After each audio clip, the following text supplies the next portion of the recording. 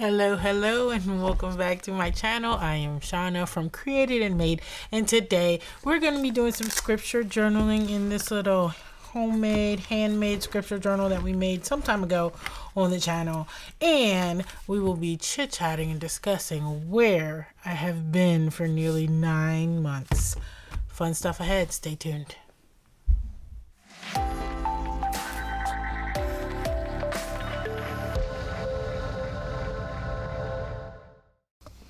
Hey guys, I'm just going to put the video on fast forward and let you watch me do this really quick spread in my scripture journal, and I'm just going to talk over the top. I've thrown in some text titles to let you know what I'm using and when I'm using it, but if you want a full list of the supplies, that'll be in the description. So I've been gone for 9 months. My last video was in May 2022 and it is now February 2023. So where have I been? What gives, So what actually happened was that we moved cross country from Washington State to Tennessee, and it was one of the most difficult, challenging experiences I've ever gone through as a person, that we've ever gone through as a family. And that's why I'm focused now on Isaiah 43:2. That's what I'm journaling on right now, and that reads, "When you pass through the waters, I will be with you. And through the rivers, they shall not overwhelm you. When you walk through fire, you shall not be burned, and the flame shall not consume you." I only journaled the first half of that, but I'm really meditating on the whole thing because it's about overcoming challenges. It's about knowing that the God of all heaven and earth will not let these challenges of life overwhelm you, and will not let the challenges consume you. You may be knocked down, but you'll get up again. You can't lose. You might lose this battle, but you'll win the war. Things like that. That's what I've been focusing on. It's because this move was very, very challenging for us, and I'm going to tell you guys a little bit about what happened. So we booked a contract with a moving company to move us cross country from Washington to Tennessee, and it was not an insignificant amount of money. It was quite a bit of money. It was in the range of $16,000 to $19,000 out of pocket to move us cross country, and that amount was based on the square footage of the home we were in, the number of boxes we said we would need, and the kind of and quantity of appliances and furniture that we had. So we told them all of that, gave them a whole list, and that's the amount they gave us, and that was that. So then we had to just go about the task of actually making the move happen, boxing everything, going through everything, getting rid of stuff, clearing out. I mean, we'd been in that home for 7 years. We'd definitely grown roots there. We had both of our children there. So the house is a large house. It was 3 stories. There was just a lot in it. And it was a very stressful process to get all of that stuff cleared out, packed up, and ready to be moved across the country. Now, for me in particular, my crafting space was in the basement. It was a 700 square foot basement, and over the course of the many years that we lived there, I just filled that basement to the brim. Like, I'm going to be honest. Now, would they let me be on Hoarders? No, they wouldn't let me be on Hoarders, but maybe, if I kept going on the path that I was on, maybe they would let me in a few years or so. So I knew I had to get that space in particular under control. So it was a long, very hot, it was an extremely hot summer, full of manual labor, full of kids that were on a summer break that didn't care what we were going through. Like, kids want to eat every day, like they need things every day. And so we went through that summer having done a good bit of work, having made dozens and dozens and dozens of boxes worth of donations and got rid of, and the Goodwill and all of the things.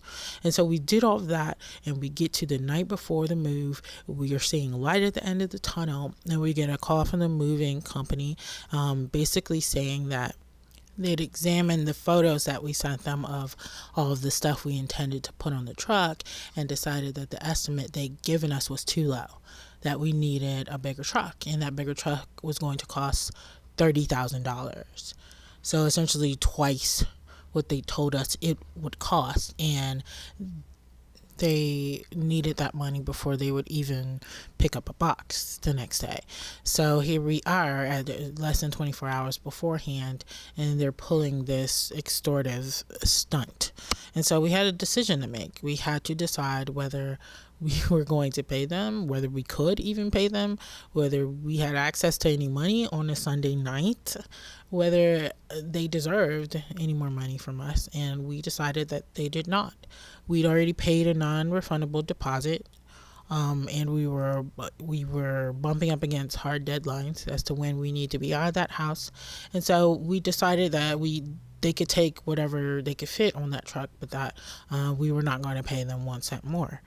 And what that ended up looking like was that even though we were 100 boxes under our estimate, they ended up leaving probably 80% of our furniture behind, and lots of other things that, unboxed things like the ironing board and the workout equipment and Bowflex. Like, really, some of those things were really large and really expensive, and they didn't get on the truck. And so we ended up having to, we rented a trailer, a small trailer, and fit in what we could fit in. But everything else kind of either went in the dumpster that we also had to rent, or a lot of it just got given away, or we tried to sell it, but nobody was trying to pay for anything. It ended up being given away on Facebook Marketplace, Nextdoor, stuff like that. And so we got in the car and drove country with 2 little kids after all of that, and towing our little trailer, and we got to Tennessee and had no furniture, essentially. And so it sounds bad, but it doesn't even sound as bad as it was. It was tremendously difficult. There was so much strain on our family, on our resources. It was just one of the most difficult things I've ever gone through. And so as a Christian, you have to look at these things and be like, well, okay, what's going on here? Like, well, God, what gives?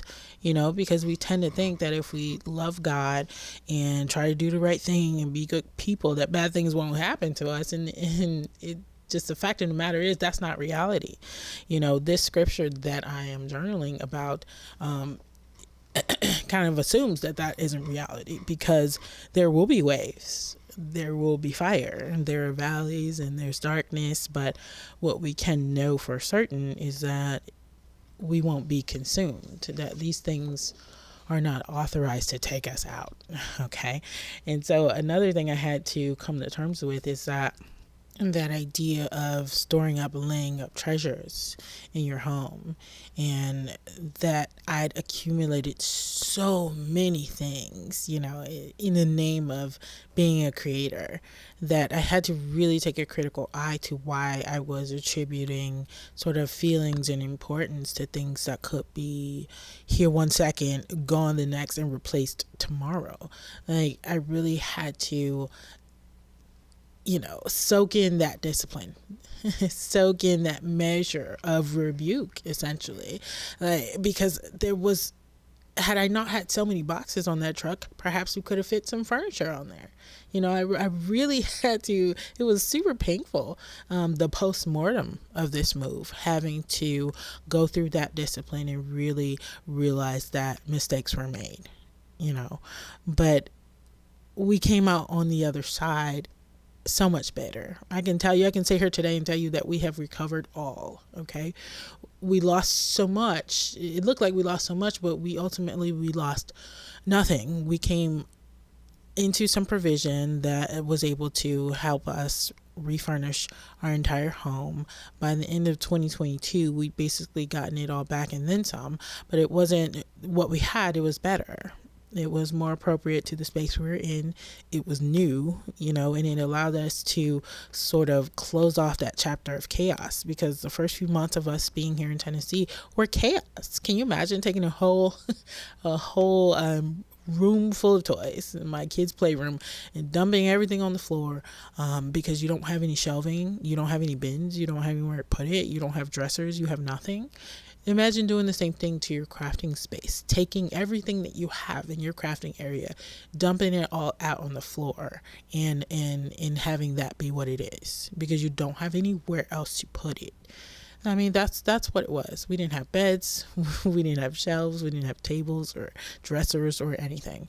And so to have come through all of that, come full circle, is just a testament to, one, that God, he's going to correct your path. Like, this path needed to be corrected, but he's going to do it in a way that is gracious, that is kind, that is merciful, and you will not be consumed. This challenge will not consume you. And thankfully, having not been consumed, you move forward. We move forward. I moved forward, eyes wide open. And for me, I moved forward knowing that I still have more work to do, knowing that I am fallible and I fall short. And at times, I will have to grapple with the discipline that comes when a path correction is needed, right? And discipline is never easy. It's never fun. As it states in Hebrews 12:11, discipline always seems painful rather than pleasant at the time, but later it yields the peaceful fruit of righteousness to those who have been trained by it. And that's my goal here, and that to allow the discipline to train me and to remain thankful that instead of consuming us, that this whole challenge, this whole ordeal made us better. So that was a lot of talking. That was a long story. Thank you for coming to my TED Talk. I hope it was edifying to someone. I hope someone found some use in that story and were able to take some nuggets out of it. And I also hope that you enjoyed this little journal spread I'm doing on the screen here. And if you did, please go ahead and leave a like and consider subscribing if you're not subscribed. I'm really happy. So happy, you guys, to be set up again, and happy to be able to make videos for all of you and be back on YouTube. And I will be making some more videos very soon. I hope to see you guys next time, and have a creative day. Bye bye.